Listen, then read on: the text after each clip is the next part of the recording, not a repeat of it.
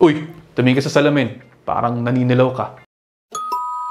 Alam niyo ba na isa ang paninilaw ng ating mga balat at mga mata sa mga pagkakataong dapat ay medyo maalarma tayo? Actually, nakakaalarma yan sa mga nakakasalamuhan natin kapag nakikita nilang naninilaw tayo. Pero bakit nga ba nangyayari ito? Ano nga ba itong paninilaw? Ano ang ibig sabihin nito? Tapusin mo ang video na to kasi explain ko sa iyo yan. Mag-follow ka na rin para mas marami ka pang matutunan. Jaundice ang tawag dyan. Ha? Ano daw?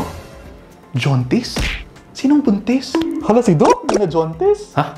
Teka. Hindi buntis, hindi jaundice. Jaundice. Ay naku, my goodness.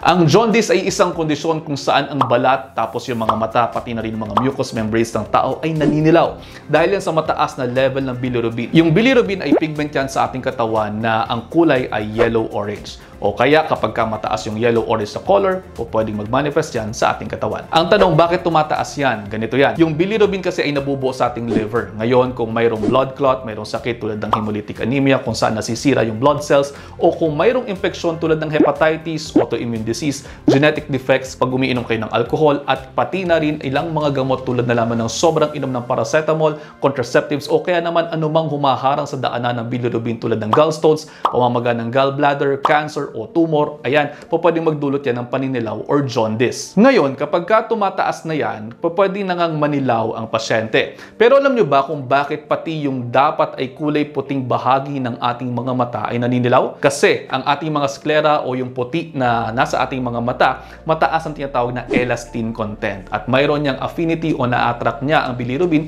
kaya pwedeng yung mata naninilaw o kaya nagiging green pa nga. Tawag dyan icteric sclera. Bukod pa sa paninilaw ng mga mata, yung ibang mga pasyente pwede ring makaranas ng lagnat, chills, pananakit ng tiyan, at pati na rin pagbabago sa kulay ng ihi o sa dumi. Dahil nga maraming causes yan, tulad ng mga nababanggit na natin dito sa ating page, walang one-size-fits-all sa panggagamot ng paninilaw ng katawan at ng mga mata. Kinakailangan ng individualized consultation sa inyong mga doktor para magamot ang pinagmulan niyan. Actually, once identified ang cause, madali na itong magamot. Mas hindi lamang maganda kung sa mga bata ito nangyayari, kaya kinakailangan i-close follow-up ang mga yan. Tanong, syempre ayaw naman nating magkaganito kayo, mapiprevent ba ito?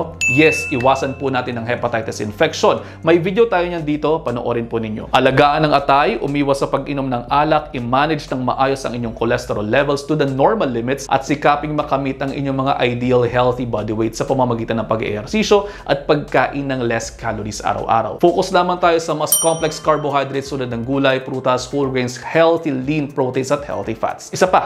Isa pa, practice safe sex. At sabi ko nga po sa inyo, ayaw na ayaw ko lamang talagang nagkakasakit kayo, kaya nagpapaalaala lamang po ako sa inyo dahil sa huli, tayo lang din naman talaga ang magtutulong-tulungan. Kaya naman yun lang for now, i-digest nyo muna dahil ang gusto ko ay healthy kayong lahat. See you in the next episode. Ingat, don't forget to follow, like, and share this video.